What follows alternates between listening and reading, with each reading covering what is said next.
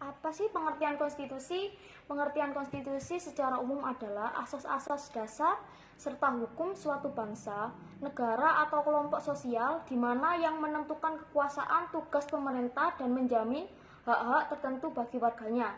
Bagi sebuah negara, konstitusi merupakan kumpulan doktrin serta praktik yang membentuk prinsip perorganisasian fundamental.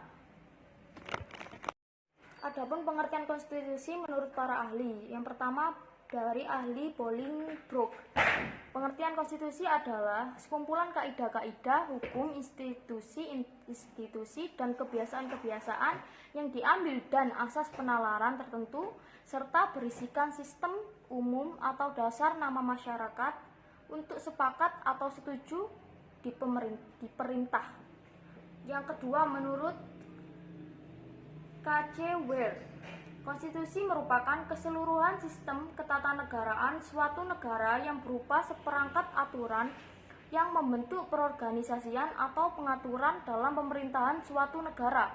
Yang ketiga menurut para ahli Jimmy Asidiku, pengertian konstitusi yakni penghukum dasar yang dijadikan pegangan dalam penyelenggaraan suatu negara.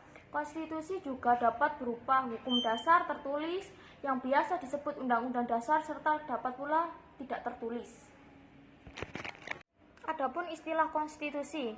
Konstitusi berasal dari bahasa Latin yaitu constitutio. Istilah ini berkaitan dengan kata ius atau ius yang memiliki arti hukum atau prinsip, sehingga konstitusi bisa diartikan sebagai suatu pernyataan mengenai susunan bentuk negara, di mana yang dipersiapkan sebelum maupun sesudah negara yang bersangkutan berdiri. Secara harfiah dalam bahasa Indonesia, konstitusi berarti undang-undang dasar. Ini merupakan bentuk sebuah kebiasaan menerjemahkan istilah konstitutio menjadi undang-undang dasar. Fungsi konstitusi. 1. Fungsi konstitusi sebagai penentu serta pembatas kekuasaan organ negara. 2. Fungsi pengatur hubungan kekuasaan antar organ negara. 3. Fungsi pengatur hubungan kekuasaan antar organ negara dengan masyarakat negara tersebut. 4. Fungsi pemberi atau sumber legitimasi terhadap kekuasaan negara ataupun kegiatan penyelenggaraan kekuasaan negara. 5. Penyalur atau pengalih kewenangan dari sumber kekuasaan yang asli atau rakyat kepada organ negara. 6. Fungsi simbolik sebagai pemersatu. Yang ketujuh, fungsi simbolik sebagai rujukan identitas serta keagungan kebangsaan.